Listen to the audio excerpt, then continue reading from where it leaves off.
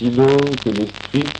Maintenant, nos petites scripts qui viennent de passer 5 jours sont claqués, il y en a une qui est évanouie, enfin, ça ne va Et pas. les autres chantent la Marseillaise dans la rue. Bon, alors nous avons dit à Pierasso, voici, il est inadmissible que nous qui sommes attachés au studio, que soyons grillés par les copains.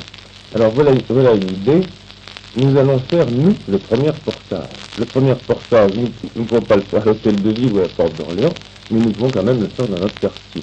Alors je vais passer la parole à Pierasso, nous allons griller tous les copains qui sont sur le cas. Il va vous dire le premier reportage, car il était dans le quartier. Alors, il y a 10 minutes, j'ai quitté le studio. Est-ce que je peux maintenant dévoiler l'adresse de notre studio? Non, je ne pense pas. Non, écoute, il y a encore quelques musiciens, ça c'est des enragés. Oui. Alors, il y a pas quelques musiciens qui se sont vraiment amusés un peu tardivement sur les toits de Paris, de nous emmener cet après-midi. S'ils écoutent ça, enfin, il leur restera peut-être un quart d'heure pour s'exécuter, c'est pas la peine. Alors, ne dis pas où nous sommes. Il y a donc 10 minutes, j'ai quitté le studio et je suis parti à la recherche de quelque chose de vivant, de quelque chose de coloré à vous apporter. Je me rendais bien compte qu'il me serait difficile de vous apporter quelque chose de neuf, quelque chose qui différera des informations que nos auditeurs vous ont téléphonées.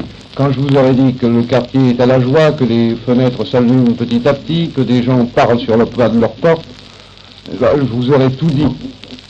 Mais j'ai eu la chance, au bout de quelques mètres, de tomber sur une bande de gens que je ne devinais pas et qui chantaient la Marseillaise. J'ai voulu savoir qui c'était.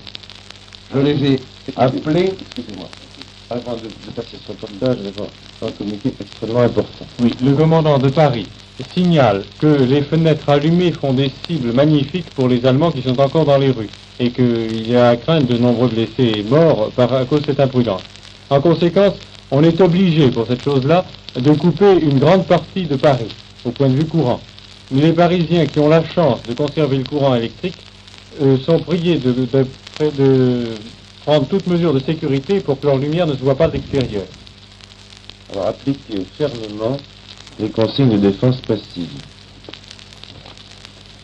Alors, nous répétons, il est de la dernière importance que tous les Parisiens appliquent fermement les consignes de défense passive, toute lumière donnant des cibles aux Allemands qui continuent à combattre, et s'ils n'exécutent pas cette mesure, le courant va être coupé dans tout Paris et ils ne pourront plus rien entendre de nos nouvelles.